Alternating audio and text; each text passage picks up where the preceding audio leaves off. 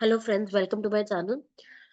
आजकल नोटिस 148 का काफी लोगों को रिसीव हो रहा है क्योंकि 147 के जो असेसमेंट्स हैं वो ओपन हो गए हैं। वो क्यों ओपन हुए हैं? क्योंकि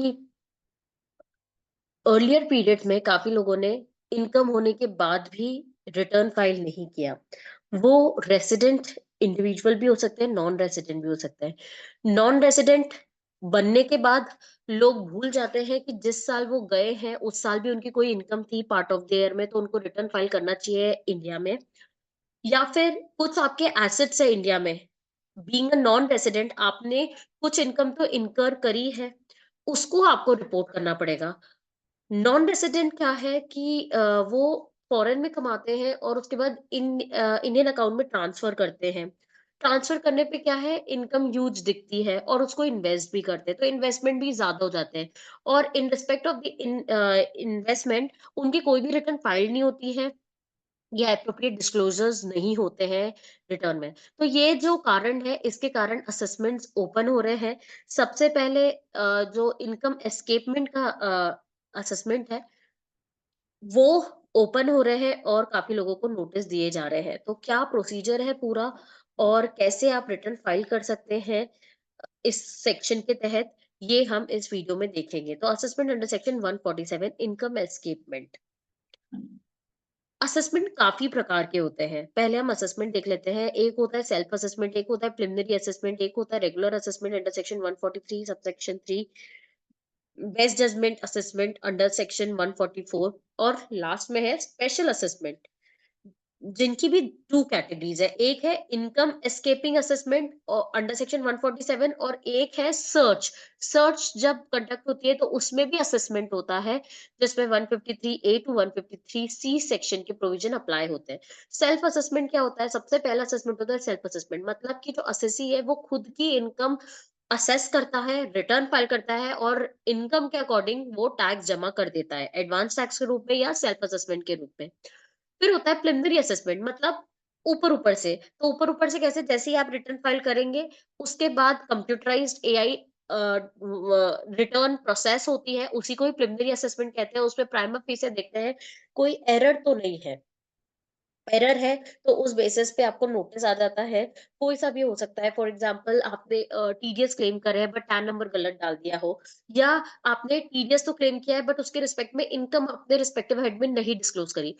तो these are the common mistake which is identified while processing of return।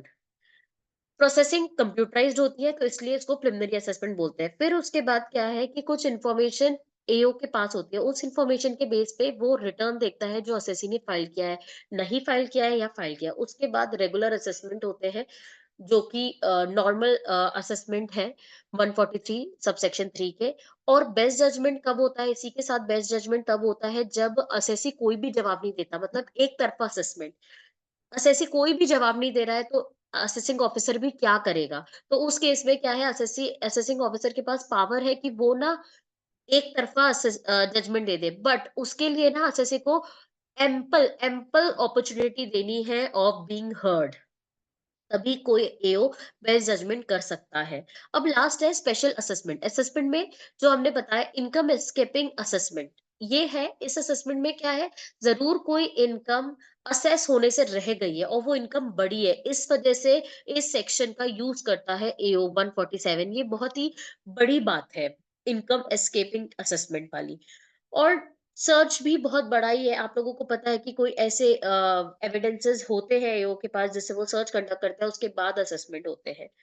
तो fourth is very important and बहुत क्रूशियल स्टेज पे ही ये असेसमेंट होता है। नेक्स्ट है रीओपन और रीअसेस। क्या एक बार असेसमेंट हो गया तो रीओपन हो सकता है केस? तो बिल्कुल, असेसमेंट जब हो रहा है, भले ही वो रेगुलर असेसमेंट हो या फिर आपका इनकम एस्केपिंग असेसमेंट हो, उसमें कोई इनकम असेस होने से रह जाती है तो एओ रीओपन कर सकता है under section 147। Again income escaping वाले केस में 147 ओपन हो सकता है और ये मल्टीपल टाइम हो सकता है। पर ऐसा नहीं है कि बस ऐसे को परेशान करने के लिए वो रीओपन करे। उसके पास कंडीशंस होनी चाहिए, उसके पास रीजन टू बिलीव होना चाहिए, एंड जो कंडीशंस ले की गई है 147 सेक्शन में उसको कंप्लाई करके ही वो फिर से रीओपन कर सकता है। अब देखते हैं हम एस्केप्ड कुछ इनकम होती है जो ना असेसमेंट होने से छूट जाती है। कैसे छूट जाती है मैं आपको बताती हूँ। एग्जाम्पल के तौर पे एक इंडिविजुअल की ना 24 लाख की इनकम है, बट उससे रिटर्न फाइल किया सिर्फ 20 लाख का, तो 4 लाख क्या है, 4 लाख असेस होने से रह गई। बट असेसमेंट हुआ कहाँ? बट जब रिटर्न फाइल करते हैं तो प्रिलिमिनरी असेसमेंट होता है जो कंप्यूटराइज्ड होता है। उस असेसमेंट में वो जो 4 लाख की इनकम है वो रह गई। तो उस 4 लाख की इनकम को क्या कहेंगे? Escaped assessment. उसके लिए अगेन असेसमेंट ओपन होगा। वैसे ही बिजनेसमैन की बात करें तो उसके ना 60 लाख का टर्नओवर है, इनकम उसने अर्न करी है 60 लाख की, बट उसे कोई भी रिटर्न नहीं फाइल की। दैट मीन्स 60 लाख पूरा का पूरा एस्केप्ड असेसमेंट हो गया। एस्केप्ड इनकम मानी जाएगी प्राइमा फेसिया। तो ये रीजन होते हैं एओ के पास जिससे वो केस खोलते हैं और इनकम असेस करते हैं। फाइनेंस एक्ट 2021 की बात करें तो कुछ नए सेक्शन इंट्रोड्यूस करे हैं और इनकम एस्केपमेंट के ही जो प्रोसीजर था उसको चेंज करा है। जैसे न्यू सेक्शन आया 147, 148, 148 ए, 149, ये सारे नए इंट्रोड्यूस हुए और जो पहले के थे सेक्शन 153 ए से लेके 153 सी उसको रिमूव कर दिया गया है। इन सेक्शन जो नए सेक्शन आए उसमें से खास जो सेक्शन है वो है 148 ए। पहले क्या है, एओ के पास ना ये पावर दी थी 147 सेक्शन में कि आपके पास ना एक रीजन होना चाहिए बिलीव करने का और उस बेसिस पे आप असेसमेंट ओपन कर दीजिए। बट अब क्या है, अब एओ को इंक्वायरी कंडक्ट करनी है, अपॉर्चुनिटी देना है टैक्स पेयर को कि वो बताए कि कोई क्या इनकम एस्केप हुई है कि नहीं। पहले प्रिलिमिनरी जो इंक्वायरी है वो कंडक्ट की जाएगी एओ द्वारा और उसके बाद उसको उस इंक्वायरी में पूरा भरोसा हो जाता है कि हाँ इनकम एस्केप हुई है या टैक्स पेयर ने जो इंफॉर्मेशन दी है, एक्सप्लेनेशन दिया है वो सेटिस्फाई नहीं होते, तो फिर इनकम एस्केपमेंट का जो नोटिस है 148 का, मतलब किस सेक्शन में 147 में असेसमेंट ओपन करने का नोटिस इशू हो जाता है। 148 जो सेक्शन है उसमें कंडक्ट की जाती है इंक्वायरी और इंक्वायरी के बाद एक ऑर्डर भी इशू होता है। उस ऑर्डर में रीजन बताया जाता है कि हमने इंक्वायरी कंडक्ट की थी, टैक्स पेयर का ये जवाब था, बट ज्यादा अच्छे से वो नहीं एक्सप्लेन कर पाए इसलिए हम असेसमेंट ओपन कर रहे हैं। तो ज़्यादा से ज़्यादा केसेज़ मैंने यही देखे हैं कि असेसमेंट तो ओपन हो ही जाता है। हम कुछ भी एक्सप्लेन करते हैं, एओ नहीं मानता क्योंकि ये सिर्फ़ वन टाइम अपॉर्च्युनिटी होती है, मतलब वन टाइम वो आपसे इन्फॉर्मेशन मंगवाता है और उसमें आप सारी चीज़ें दे देते हैं तो बहुत अच्छा है, अदरवाइज़ मैक्सिमम केसेज़ में तो असेसमेंट ओपन हो ही जाता है।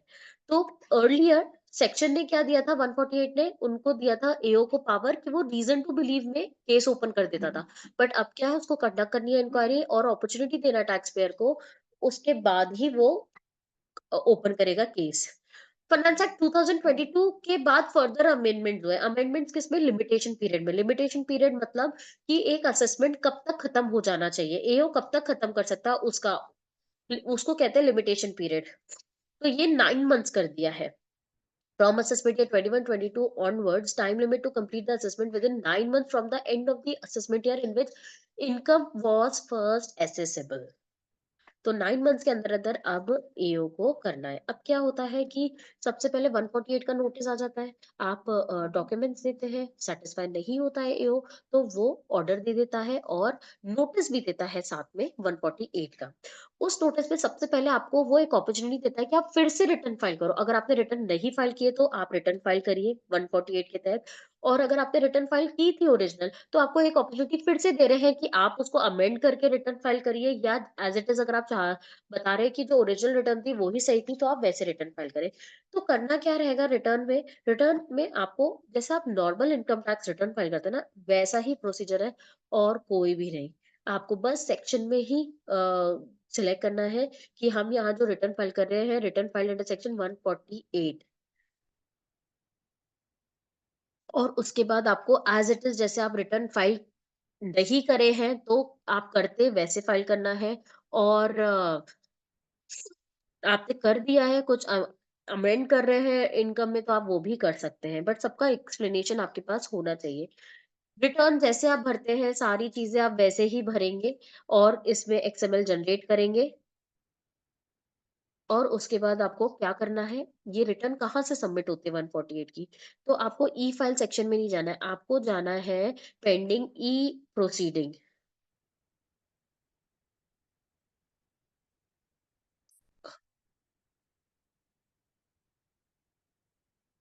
और वहां पर आपको नोटिस अंडर सेक्शन 148 का दिखेगा, जो कि आपको रिसीव हुआ है, जिस बेसिस पे आपको रिटर्न फाइल करने की बताई थी। जैसे आप सबमिट रिस्पॉन्स में क्लिक करेंगे तो you will be redirected to the file income tax return functionality, click on proceed to continue, मतलब रीडायरेक्ट कर रहे हैं आपको वहां पर। आप डायरेक्टली वहां जाएंगे तो आपको 148 का सेक्शन नहीं मिलता, इसलिए आपको यहीं से ही जाना है।